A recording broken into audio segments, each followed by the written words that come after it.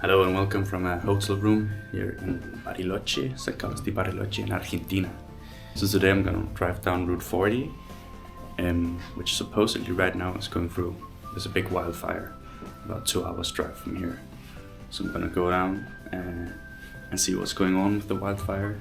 It's been very difficult to get information about it online. And I hope the situation is that I can drive through, because I really need to go through. But we're gonna see how it looks and what's going on. Made it down to the car, about to start driving. Should be 2.5 hours before we hit the possible forest fires. It was raining tonight, so maybe that helps out. Hard to really say if it was raining there or if the fires are contained at this point.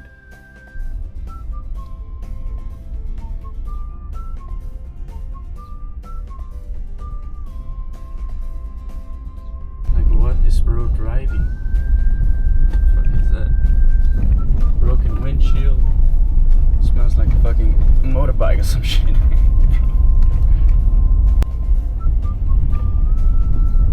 Made it out of the city.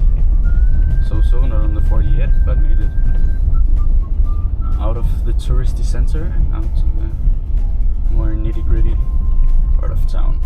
It's so nice. And now, made it on to Route 40. Task 1 of the day complete. Don't wreck the car in the city. Bariloche is the biggest town I've driven in Latin America, so it was a bit scary getting out. Luckily traffic wasn't that bad this morning. It was pretty chill. Like yesterday I was out maybe like 11, 12 and it was horrible. There was so many cars, so I was like standing still the whole time. But yeah.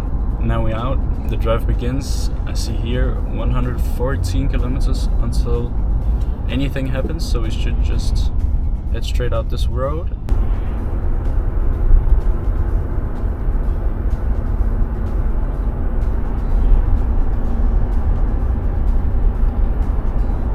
So the road I'm driving on today is called Siete Lagos, or 7 lakes, for 7 big lakes that are placed between the mountains here. It's a very scenic route and it's one often taken by tourists. I was just stopped by the police. They wanted to check my papers, probably because I'm traveling in a Chilean vehicle. They just wanted to check if everything was in order.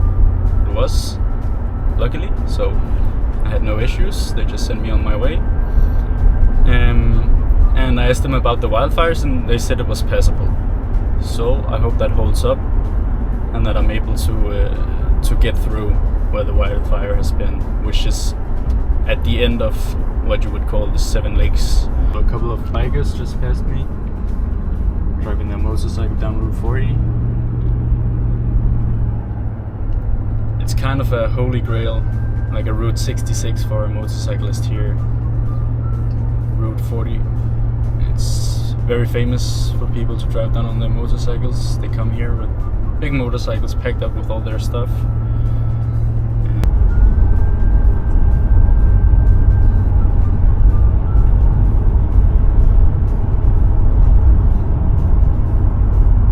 Incredibly beautiful road here. Although the road quality of the actual road has gotten a bit questionable. A few potholes. Really need to be focused and keep my eyes on the road at this point. A lot of bumps. Luckily, I'm in a big car. I can take the bumps. I would film out the windshield, but it's really all the side, but it's so dirty. But you get the point. Views are crazy. You can see in the background the trees are burned. These trees are probably not from this year, but they have burned in the past, and what's left is just, well, it's just the trees that aren't growing. I passed the border 2 days ago from Chile to Argentina, and it was pretty rough. There was a lot of trees like this. There was different trees. These are pine trees, a lot of them, but it was different trees, and they were all burned. But yeah, that's what happens in places like this. And why does it happen here? Well, first off, the soil is pretty bad at holding water. So any water that comes here is either sucked up by the trees or it runs into the rivers, right? So the soil doesn't contain much water. It is believed though that many of these forest fires are caused by people, either people who are intentionally burning, starting the forest fires.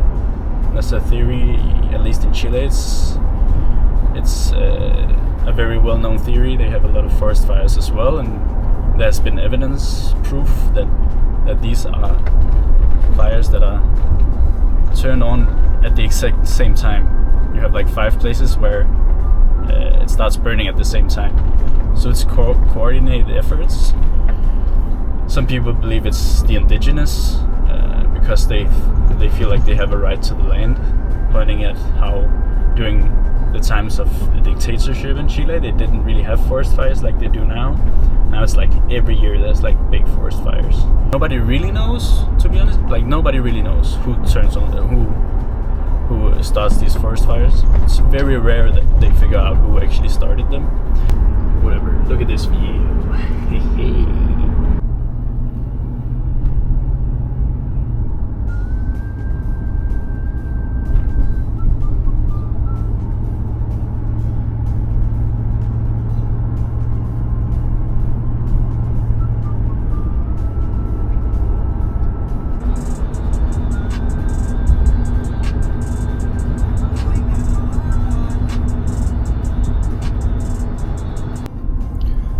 So I've now exited the Rio Negro region of Argentina and driven into Chubut. Northern Chubut is where the wildfires have been taking place, and you can see here we're already seeing the first signs of trees that have been burned. You can see out here in the distance and in front of me. Looks like they've been stopped here though, which is a good sign. And as I said, it's been raining today, so that's good. But yeah, you can really see it's been wreaking havoc here, but also trees that have survived. Here are some burned down, and next to them this one half burned down. So I think they've done a good job of stopping the fires, it seems. You can see the trees up on the hill here look different from the ones we saw before that had been burning, which were all white trees from years past that have been burning. These trees are this year, which is why they have this dark black color. They were burning recently. And you can really see the trees that's been burning. This whole side of the mountain has just been like, this is how it looks normally. Even here on the side of the road, these trees have been burning as well.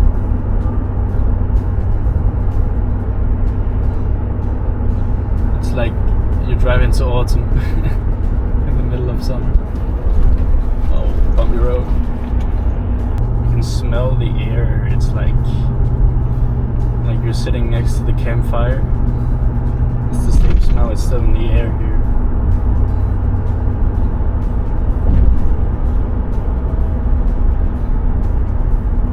Wild to see just all of this used to be just green all the way through, and it's just burned, smelling like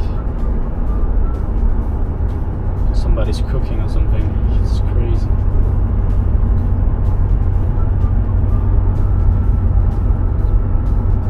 Houses, people working on, I don't know what they're doing. Danger signs. See, this sign has been like torched as well. Wow.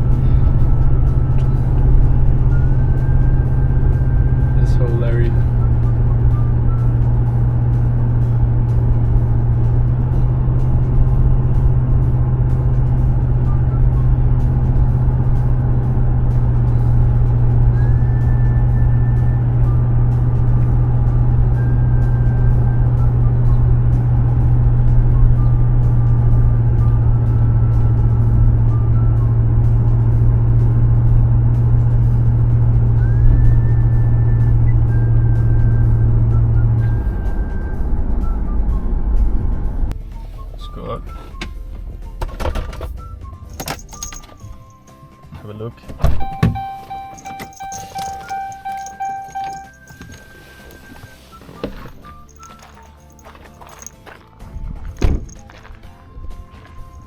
So already passed by the most affected parts, and as you can see, there's still smoke coming up. It might just be clouds though. Here you can really see just how much has been burning. The whole side. This here has been burning. This part has been saved, but look at this behind me. So yeah, it has been stopped in these parts. There's no burning anymore close to the road. I think it keeps going. Places that's hard to get to. It's easier turning off here or stopping it here because you're closer to that, right? You're closer to the fire with the cars that you need to stop it. See, the sign here has been totally burned.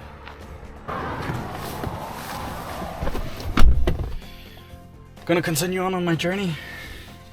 I have at least 8 hours more to drive today, hopefully more. So let's just get to it. That was the situation right now on the wildfires. Not burning near the road, possibly in some remote places. Horrible to see people's livelihoods, houses burnt down. All this nature. This is typically like a very touristy area, so it's gonna hurt the people hard that don't get the same amount of people coming in because now it's all burnt. But yeah, let's move on. So I'd actually ended the video before, I felt like, but then I made it out here, about an hour and a half minute drive from where I had the last stop where you saw all the trees. And because of the winds, like all the smoke has been blown out here. You can still smell the trees that have burned. I don't know if this is from fires, there's like smoke coming up, but you can definitely see in the landscape that it's like all smog and not from a city. Like this is from the wildfires because there are no cities here. It's crazy how big of an area it actually affects. Like the air quality here has been affected, and this is like so far away. And I could see it like as far as I could see. There was the smoke, so I just wanted to share that before I drive further. It's crazy.